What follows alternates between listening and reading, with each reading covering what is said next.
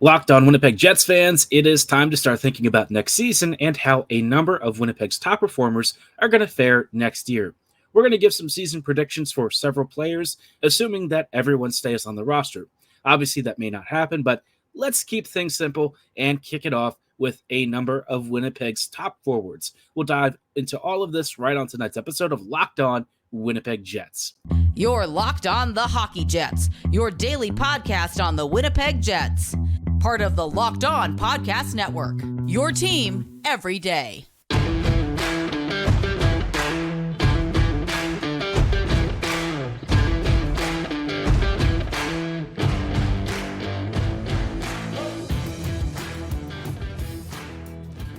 Good evening, Winnipeg Jets, and welcome, Winnipeg Jets fans, and welcome to another day in paradise as we are rolling into the offseason, continuing to talk about our wonderful offseason moves that the Jets have made and obviously what we're expecting for next season. I am your host, Harrison Lee, host of Locked On Winnipeg Jets, an avid Winnipeg Jets fan, and of course, you can follow me at HLivingLoco and at LO_Winnipeg Jets. For all of you listeners, thank you for making Locked On Winnipeg Jets your first listen of the day every day. We really love and appreciate your support and hope that you will subscribe and follow on all of your favorite podcasting platforms and YouTube. Doing so, of course, is completely free of charge, but more than anything else, we just really love and appreciate your support. Now, like I said, tonight's episode, we're going to be focusing on the upcoming season and how I think a number of our top players are going to be faring.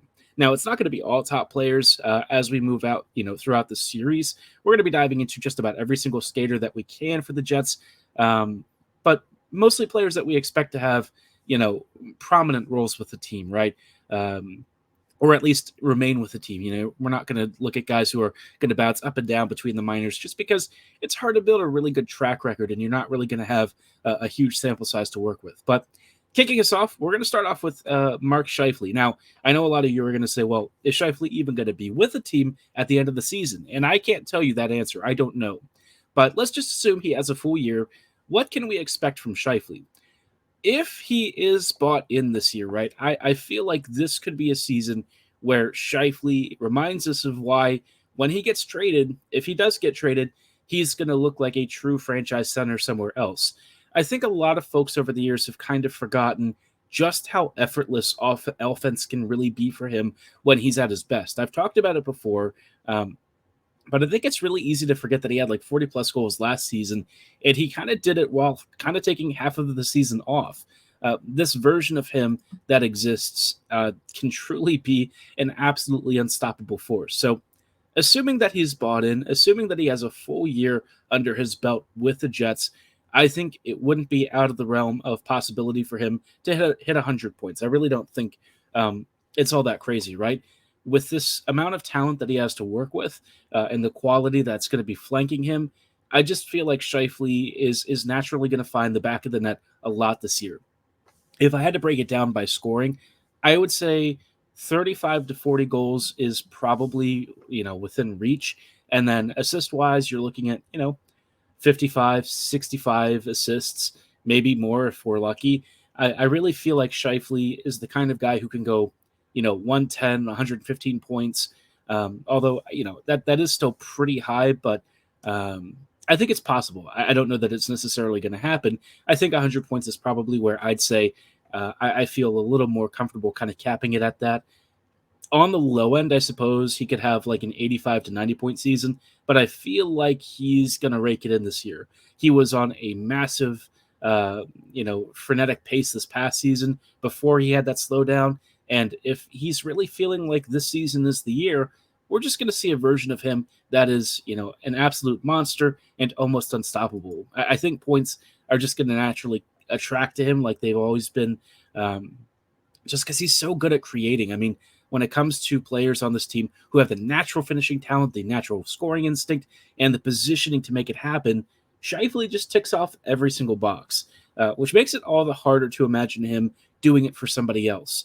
As much as we've had issues with some of his games over the years, make no mistake, when he leaves, it's going to be crushing for this team's offense. So let's just hope that for the time that we have with Scheifele, he continues to be the best player that he can.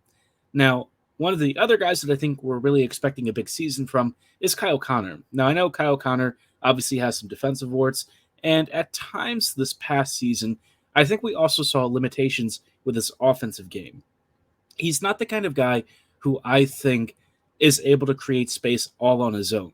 He can definitely do it in like one-on-one matchups, but I think when you're asking him to find those softer spots and to be the one in possession who's kind of doing what Ehlers does, which is stretching defenses, pulling apart space, and getting guys out of position, Connor doesn't do that as much. It seems more like opposing defenses have him relatively marshaled, and so a lot of times his shot selection kind of comes more out of frustration than it does, that elite scoring instinct that we know he has.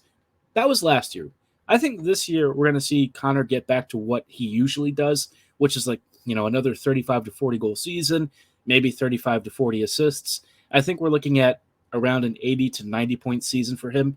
It could go higher depending on how the power play works this year. That's kind of been a real, I guess, question for me is, are we going to see a lot better finishing from this unit? Because like Kyle Connor has usually been one of the guys the Jets power play really keys around. So if he can find those spaces and get open again, I think he could have an even better year than I'm predicting. But again, it's really dependent on what adjustments the coaching staff makes and whether his teammates can really start feeding him in the way that he needs. Because otherwise, when Kyle has to sort of improvise on his own, it tends to be pretty mixed in terms of results. It's not that he's not talented. I just feel like there are certain limitations to his game that he has yet to necessarily get around. So, yeah, I still think even with some of his struggles, 80 to 90 points is a pretty reasonable expectation. Obviously, it is on the higher side, and maybe he has a step back this year. But I feel like this past season was the biggest step back that we can really expect from him. Provided that the scoring depth improvements really help everyone across the board, especially in the top 9, Kyle should certainly be a beneficiary of that boost. But of course, he's not the only player that we're looking for a big year from, especially out wide. We've also got a couple of wingers and potential centers that we'll be diving into in just a little bit. But before we go any further, I did want to shout out our friends and partners at Athletic Greens. Our next partner has a product that I use literally every day. Our next partner is AG1, the daily foundational nutritional supplement that supports whole body health. I drink it literally every day, and I gave AG1 a try because I was looking for a boost to my immune system, something to get my daily routines, started up and fired up. And you know what? A lot of us, we have our immune systems constantly being compromised by all sorts of nasty viruses and stuff, and you don't want to have to miss any time from all of the activities that make life worth living. So, you can do it pretty much every morning, sometime during the midday, no matter what it is with your schedule, AG1 is there for you. And you know what? It tastes great. It's really affordable. And of course, it comes with 75 high quality ingredients that give me key daily nutrients and support energy, focus, strength, and clarity. It costs less than $3 a day, which is a lot cheaper than those cold brews that you're probably used to pounding. And of course, it replaces having the need for like tons and tons of like multivitamins and supplements, tons of pills. I know a lot of you probably have entire pill cases, which it's just not that convenient, right? AG1 is all contained in just one scoop that you stir in a cup of water, making it super convenient to get all of the same benefits and with even better flavors. So if a comprehensive solution is what you need from your daily supplement routine, try AG1 and get a free 1-year supply of vitamin D and 5 free AG1 travel packs with your first purchase. Go to drinkag1.com/NHL Network. That's drinkag1.com/NHL Network. Check it out. Hello, friends, and welcome back to this episode of Locked On Winnipeg Jets, part of the Locked On Podcast Network, your team every day. Thanks, everyone, for rejoining us in tonight's episode as we are giving some season predictions for some of Winnipeg's top performers. We're starting off with the forwards, obviously. We just talked about Scheifele. We also talked about Kyle Connor. Now it's time to talk about Nikolaj Ehlers. And Ehlers, for me, is one of the more interesting predictions because it depends on a couple of things, right? The first is his health. And I know that is always a little bit cliche to say, but Ehlers over the past couple of years has missed chunks of time. Last year, he missed almost half the season, and that was pretty tough for the Jets to kind of surmount because Ehlers is really critical to this team in so many different facets. I feel like people maybe underestimate just how important he is for breakouts and transition, for perimeter zone creation, and just generally being a dynamic offensive force.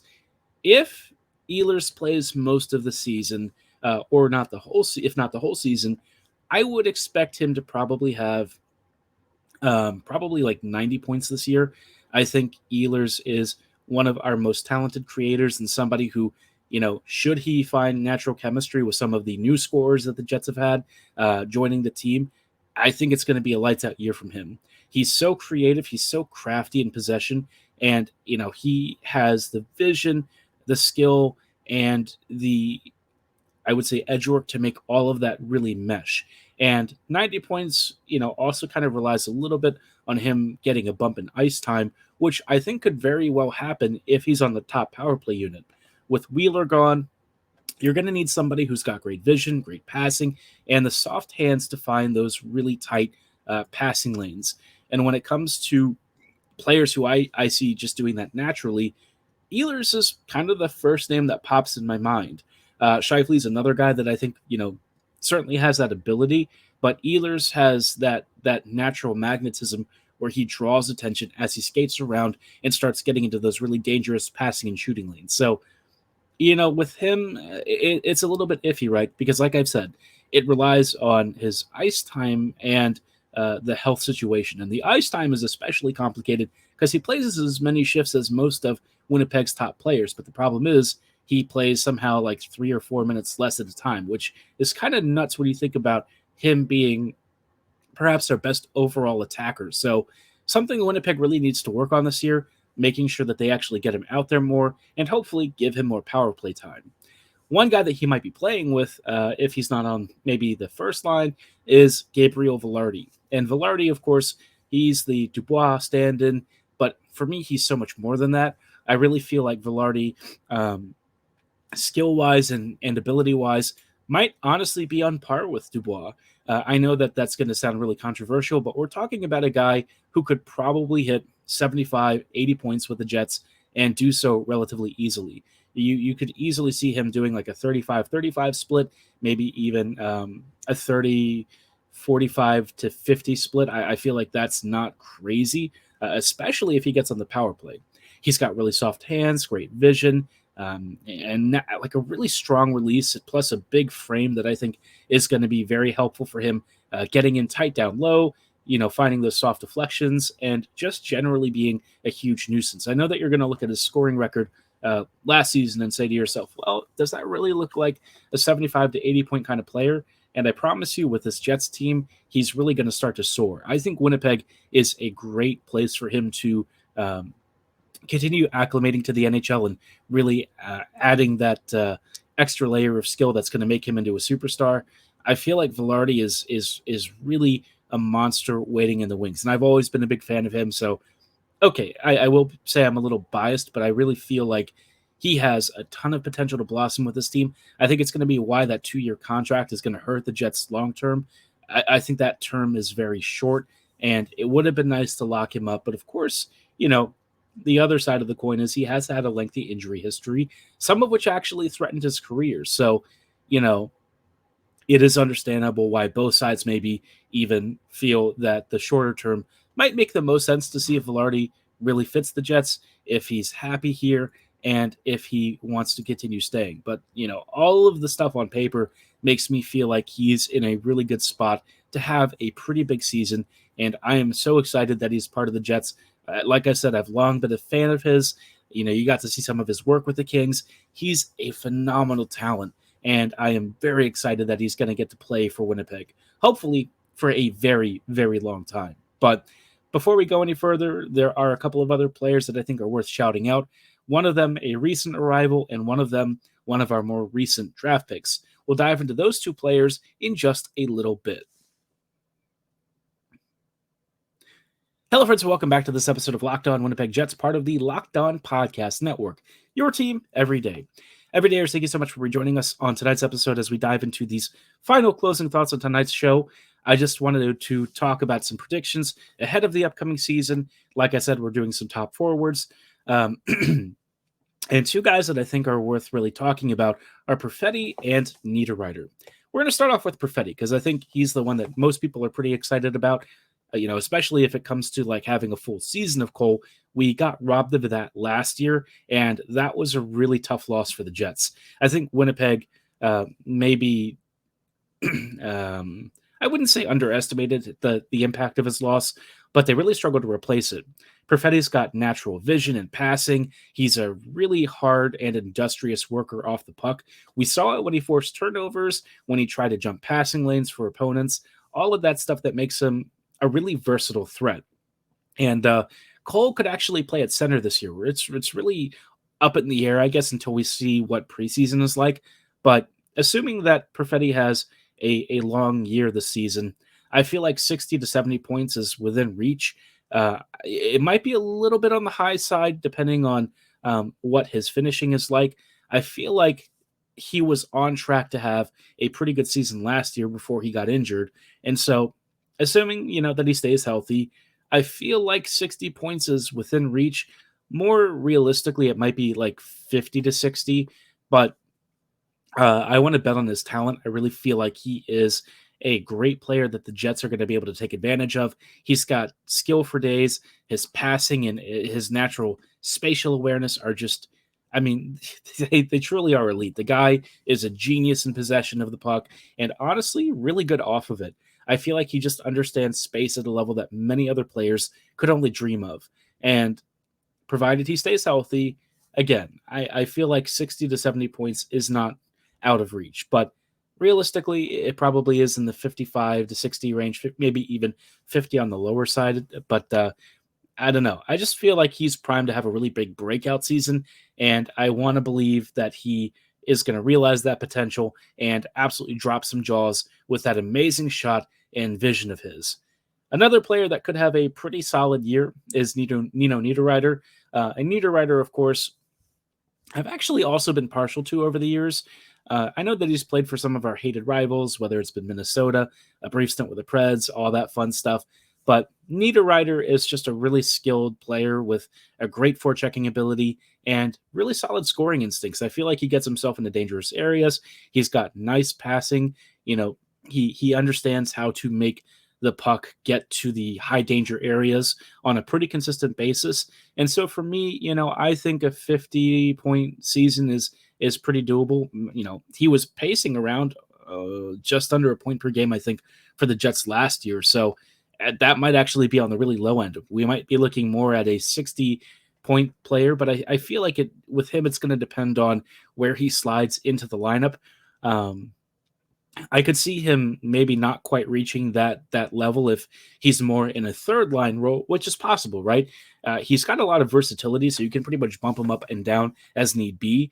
If he starts featuring more on the power play, that's where you could see a really big jump in his production. Because like the Jets power play, assuming that it's better than it was last year with the new added talent and hopefully better puck movement, should make the Jets really dangerous. And Nino is the kind of player who just naturally finds himself mixing it up down low, which naturally leads you to a lot of good touches and hopefully a really big productive season from him. So I think 60 points is within reach. I think he could probably do it relatively easily, especially if he gets, top 6 minutes. I don't know if he will. If he gets middle 6 minutes, you might be looking more, again, like I said, like a 50-ish point season, which is pretty darn good, right? Nothing to sniff at. But, for the Jets, he was kind of raking it in last season, so it wouldn't shock me if he kind of smokes that prediction and adds another 10 to 15 points on top of that. Big year up ahead for him, and really for the rest of these Jets. I feel like we're going to see a nice, breakout in scoring for a lot of these players. I've put relatively high point totals on a lot of these guys, just because I feel like with the overall depth improvements and hopefully a change in some of the coaching adjustments from last season, this should be a productive finishing year for a team that is relatively stronger than it was last season. But give me your predictions for some of these players in the comments below, and maybe even at my social medias at HLivingLoco and at LO_Winnipeg Jets. But for tonight's show, that is all the time that we have. A reminder that next Monday, we're going to have a very special guest. I'm going to give you a brief hint. It is a band member from a famous metalcore band. He is from Canada. He loves hockey, and he even has his own hockey merchandise. So if you figure it out, don't spoil it in the comments. I'm watching you, but keep an eye out. You will have a fresh, hot episode next Monday. So as always, thank you so much for listening. Have a great night, and go Jets, go.